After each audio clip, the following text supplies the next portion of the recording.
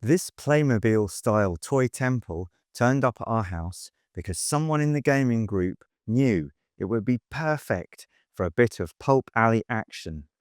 Lost relics, the ancient curse of Nyarlathotep, that sort of thing.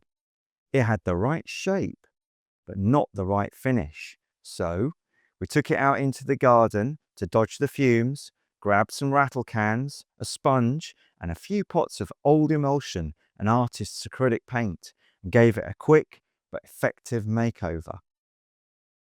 Honestly, it was much easier to paint than you might think, and now it's ready for adventurers to explore.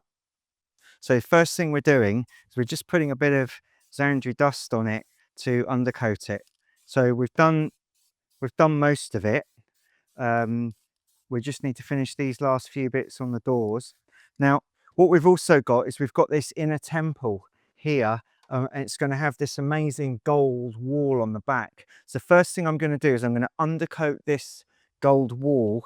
And the way we do that, if I just move this, so I'm going to start with a bit of black,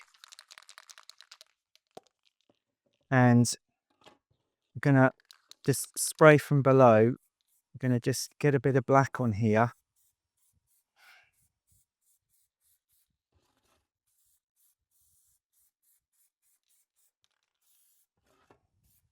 Okay. Doesn't have to be perfect because we're going to be putting a lot of different colors on top of it. So there we go. Let's flip those over like so. Okay, so that's enough on those. So to get this really working as a gold, we're going to create the illusion of other color. So I'm using this dark blue now. I'm going to pop some dark blue on it like so. Right, and then we're going to use this this red primer. All right, and so we're just going to shoot some of this in like so, not very much. Once we've got that on, we want a bit of blue, this bright blue, to really sort of bring it to life. You're not really going to see too much of this when the gold goes on, but it's important that it's there. And I'm now going to tone that down with a little bit of Death Guard green, because that's gone on a bit too hard.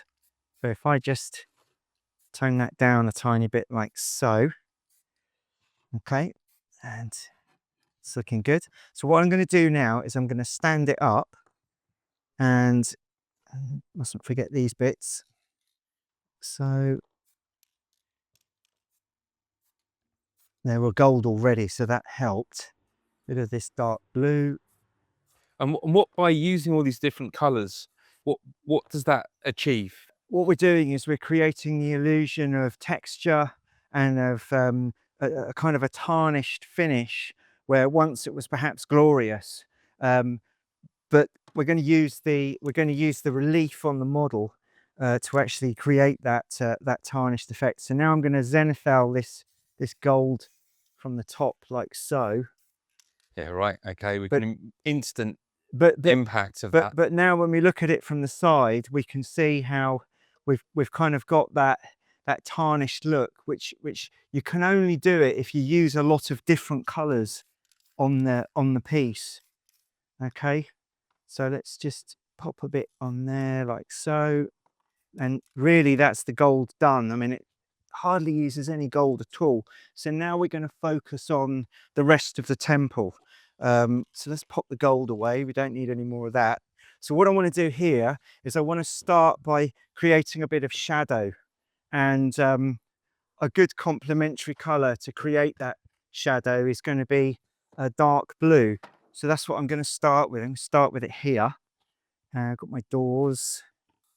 So if I shoot from this way really low, we're just getting hopefully the underneaths of everything with the blue, which is going to create an illusion of shadow across everything. Or at least it's going to help to create an illusion of shadow across everything. Do the same on these statues.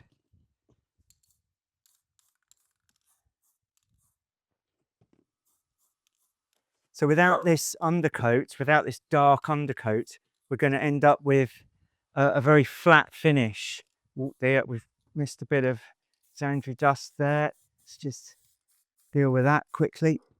And now if we pop that underneath there, it's going to create that evening kind of sun look underneath. We're going to go in the doorways with it, like so. Get it under there.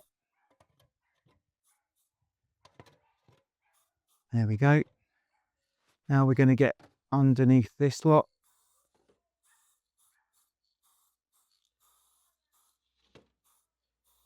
Inside isn't finished very textured, but that's okay. So there we go. We've got that going on underneath. You need it to. Got a bit more up there. There we go. Now we're going to do the other side.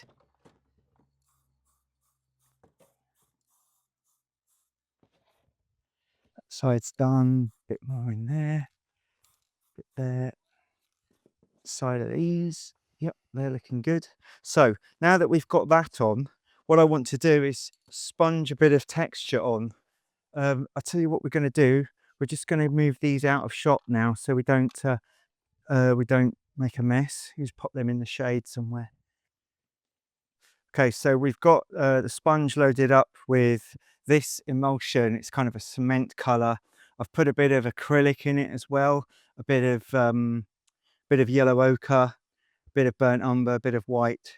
And what we're going to do is we're just going to try and sponge a bit of texture onto this now and see if we can create that kind of stone effect that we're looking for.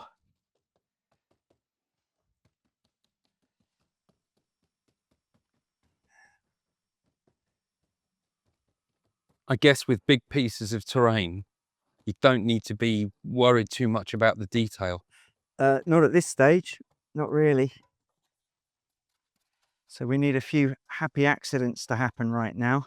So we get a bit of variety on what we're doing without it having to try too hard, you know?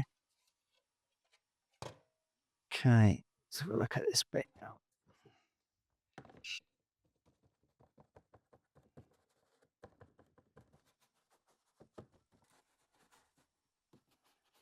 Yeah, so a sponge is really effective for this kind of dry brushing technique. It means you can move at incredible speed, cover huge areas, really really get into it fast.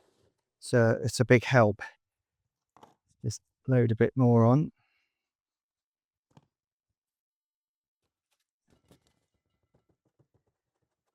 There we go.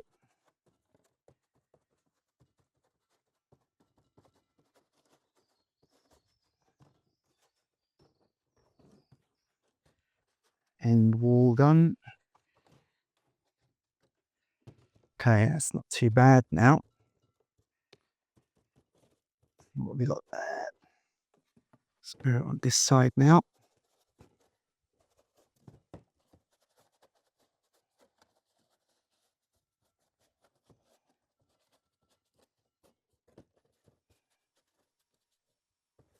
Okay, so now we're going to tackle this piece. I'm going to load the brush up again, the sponge up again. Okay, so see where we get to with this. It's important to get those flat surfaces with a bit of texture. There we go. Yeah, that's starting to come to life now.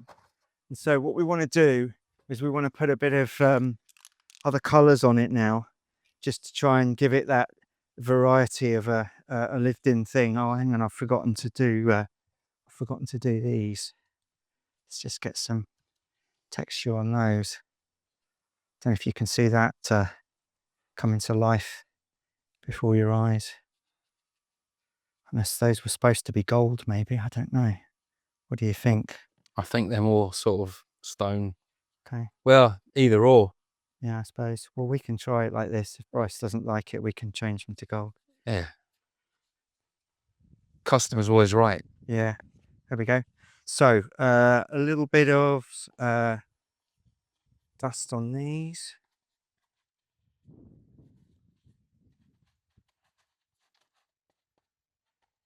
There we go. So you don't have to be too careful with this. It works really well. If things go slightly wrong, it gives you that kind of organic look that you want. So now I'm just going to use a bit of this dark, well, medium brown, a nutmeg they're calling it, just to soften what we've done. Add a little bit of variety of tone in places. So what I'll do is I'll tone down some of the dark blue with this, where I've maybe gone a bit too hard with the dark blue. We'll just soften it with this, you see, so that we don't have that. That feels a bit too dark there. So if I was to just pop a bit of that over the top of it, it just softens it enough. There we go. And then this side.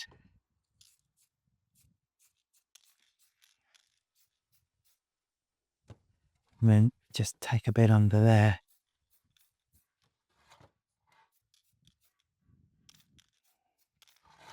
There we are. Let's do the other side of this. There you are. And we want to have a look at this piece as well.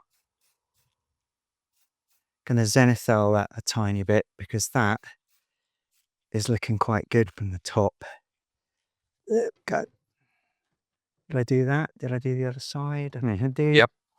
Okay, so bit on these.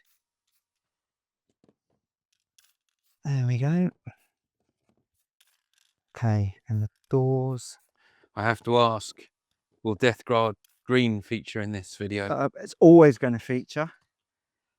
Not always, but yes, Death Guard green will definitely be featuring. What I want to do now is I want to just pop a bit of grey on.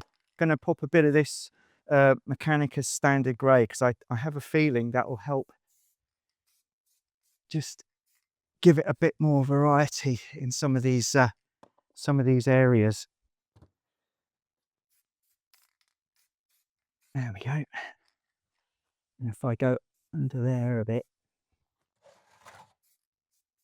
I'm going to come back in with a sponge on some of this, you see. That'll do there. And I think we want a tiny bit in there. The tiny, oh, not that side there. Just softens that blue ever so slightly. Okay, so we've got those are the outside, this is the inside. Right, here we go.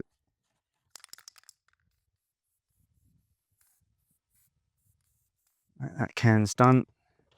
Let's get a new one out. Here we go.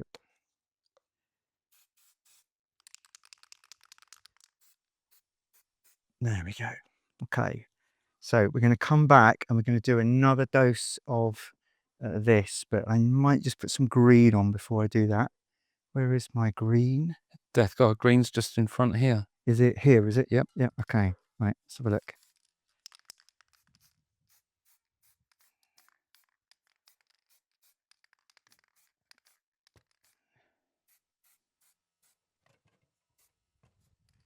There we go. It's just softening that Mechanicus grey, you see. And if I spray it from inside the pillars there, and you get a nice effect when we see it from the other side. And I think that could do with a bit of the brown back on it. There we go. There we go. That's ready for a little bit more sponge now, only we want to go a tiny bit lighter. So what I'm going to do is I'm just going to mix a little bit more white this time with what's already there. Note the acrylic paint here. It's cheaper than buying model paint for this sort of exercise because you do tend to use quite a lot of it and it can get very expensive. So you just need to think about the right type of paint and what you can use and what you can get away with. So There we go. Yeah. That's sort of starting to bring it all together. Yeah. Okay, and we're going to soften this up with a bit of wraith bone in a minute. Yeah. So there.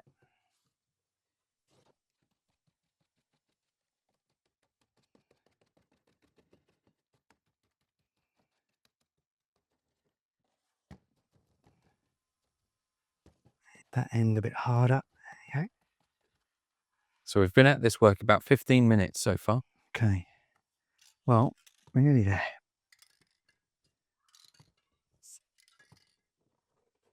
Right. Let's just. So we've got about 5 minutes left before Bryce has to run away. Okay. Well, we're nearly done.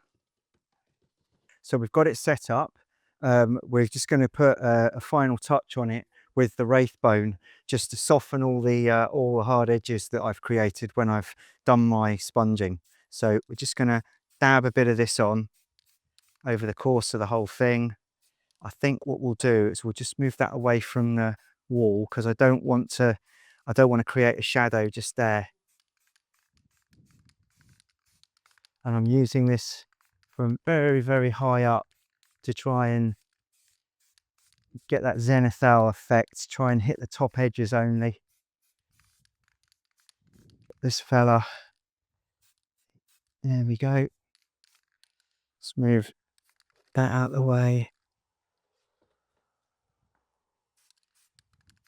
Let's get this from the top as well.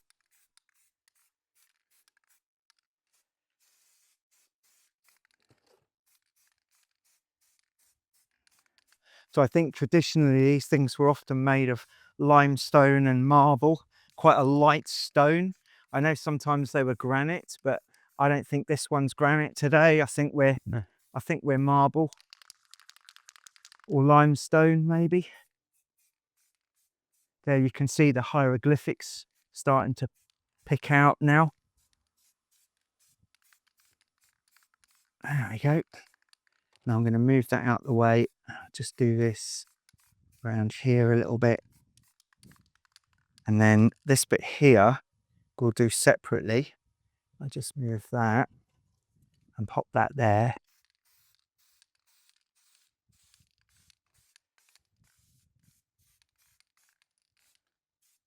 Don't forget the doors. No.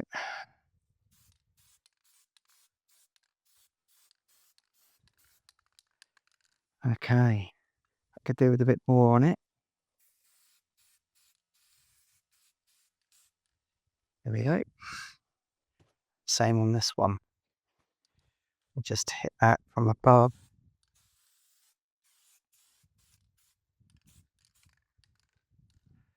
It's not too bad, is it? Okay, I think we're done. So let's take a look and see how it all feels. Have we got the gold piece that goes in the back there, just to see what the effect is like?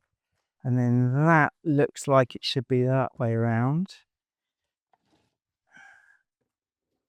Can go in there. Can go at the end there. So, there we go. And get your doors kind of on, do they go there? And pop this fella at the other end.